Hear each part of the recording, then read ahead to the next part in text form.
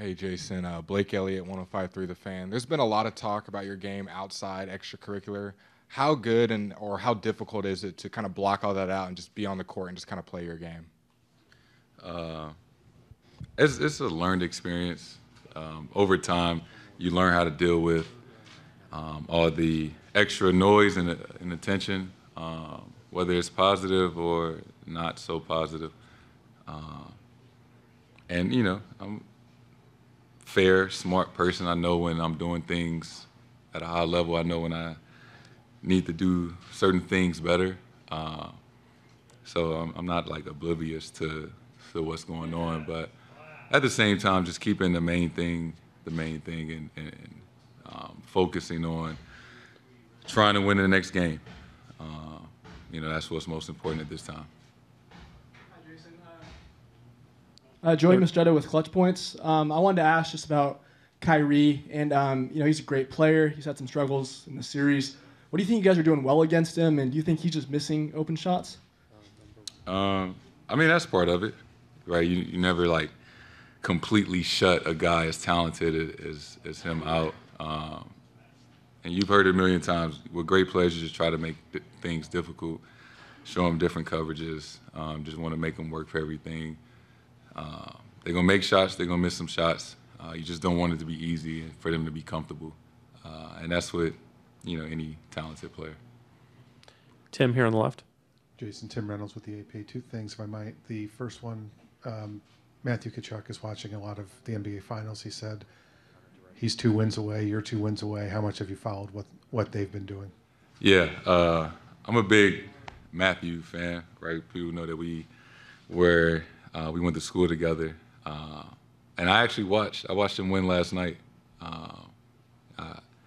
trying to learn and understand the rules in the game of hockey more and more. But I watched the game last night and they won. So, like I said, I'm extremely happy for him and his family, and hopefully they win it all. The other thing, it's only 2 games in the finals, and like the first question alluded to, there's all this talk about your shooting numbers. How much would that have bothered you when you were younger? Because you're up 2-0 and you're averaging pretty close to a triple-double. I know it's just the 2 games, but it's not like you're playing poorly. How much does the fixation on just one number, how much does that bother you, and how much have you learned to just not worry about that stuff so much? Yeah, I think being in the finals 2 years ago has helped me in this moment. And like I said, I understand that I do need to be more efficient. I do need to shoot the ball better. I would not disagree with anybody on that. But I'm not letting it bother me. Right, I'm still trying to find ways to impact the game and dominate the game in other areas. And I understand that it could take one game. One game I could explode, and all those the percentage and things like that could change. So it's just that mindset of I'm one game away or whatever that means. But like I said the other day, I know what it's like to be in this position and lose. And, just this time around, trying to do any and everything possible to have a different outcome. So, yes, I know I need to shoot the ball better, and I plan on it, but not letting that affect everything else that I need to do on the court to help us win. Sam, standing over on the left. Sam Amick, The Athletic. Jason, your coach just had a fascinating discussion with this gentleman in the front row from Brazil, essentially comparing you to Neymar and the idea that superstars get scrutiny and he thinks a lot of it is unfair. Does that mean a lot to you? And behind the scenes, have you guys had those kind of talks where you contextualize the spotlight component of your experience? Yeah, and that's one thing I truly do appreciate Joe, aside from being, I think, an excellent coach, is that I truly do believe that he cares about us, our team as individuals, and obviously myself, the conversations that we have, and he always, through the season, the summertime, and obviously through this postseason, had days where he's called me or called me into his office, and not necessarily talk about X's and O's, but check on me as a person and, how I'm dealing with everything.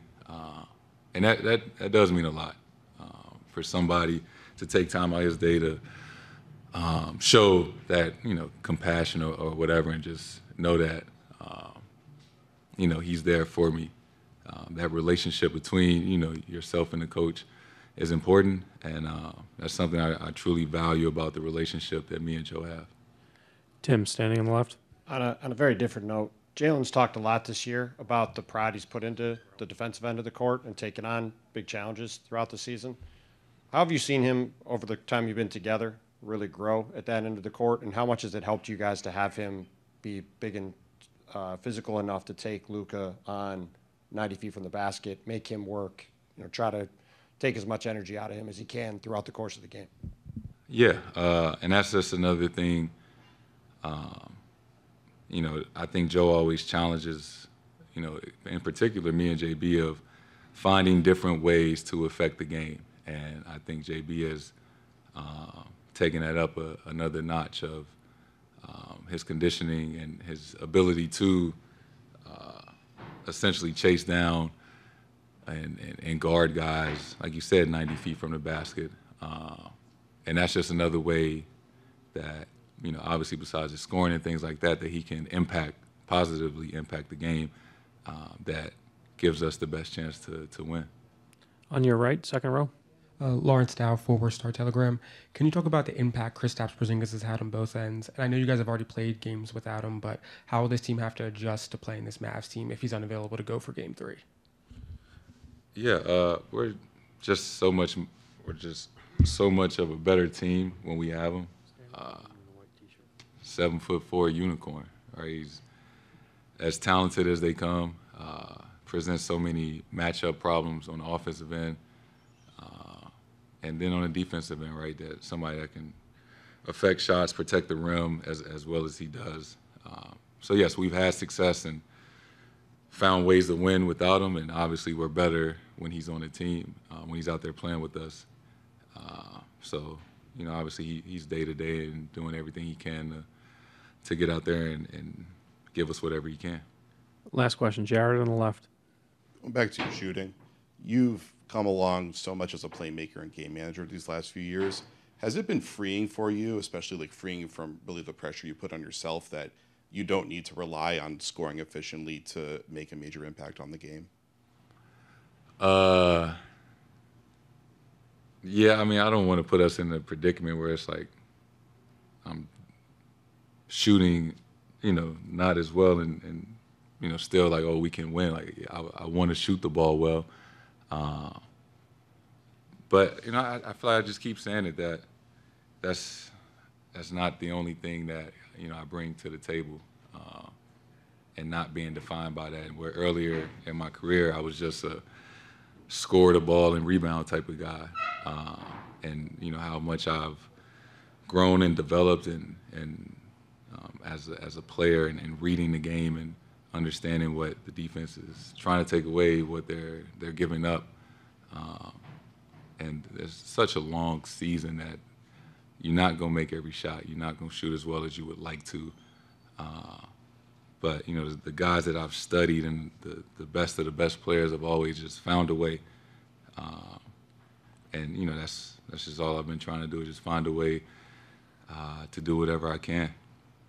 Thank you, Jason. Jalen will be up shortly.